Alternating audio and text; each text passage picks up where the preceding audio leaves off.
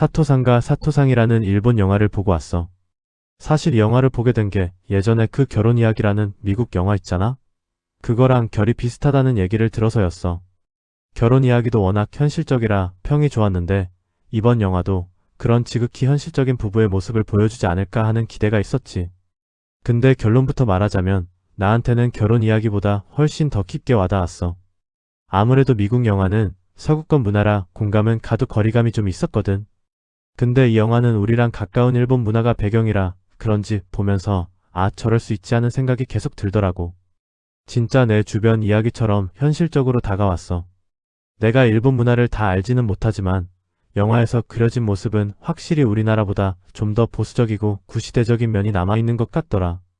아직도 여자는 가정을 챙기고 남자는 가장으로서 역할을 해야 한다는 의식이 강하게 깔려 있어.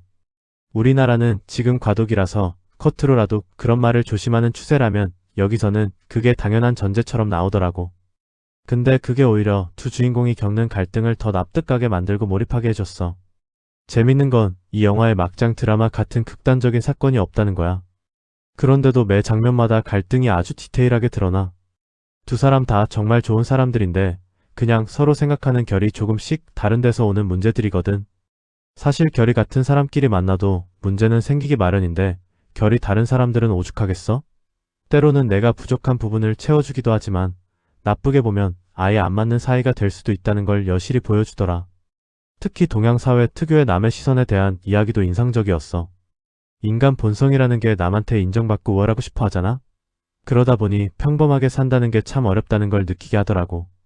내가 아무리 비교 안 하고 나답게 살고 싶어도 남이 나를 비교하는 것까지 막을 수는 없으니까 거기서 오는 스트레스가 엄청난 거지. 가장 기억에 남는 장면은 두 사람이 실갱이를 벌이다 파출소에 가게 된 장면이야.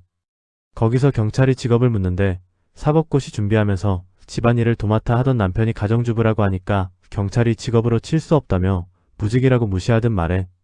그런데 아내가 변호사라고 하니까 경찰 태도가 180도 바뀌면서 변호사 선생님이라고 깍듯하게 대하더라고. 내가 아무리 비교하기 싫어도 사회가 나를 비교하고 심지어 내가 가장 사랑하는 사람과 비교당하며 하자 있는 사람 취급받는 그 잔혹한 현실이 너무 잘 그려졌어.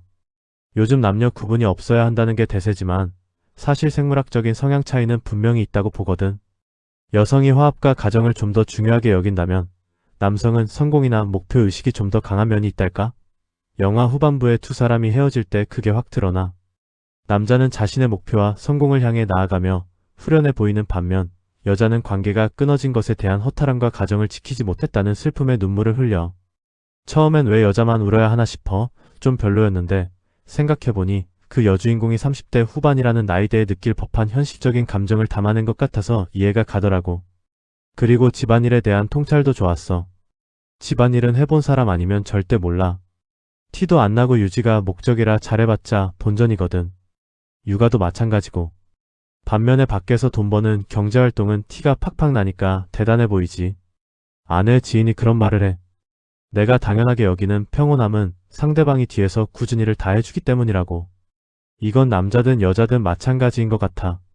밖에서 돈 버는 게 절대 쉬운 일이 아닌데 그걸 직접 겪어보지 않으면 서로의 고충을 모르니까 자꾸 괴리가 생기고 갈등이 깊어지는 거지.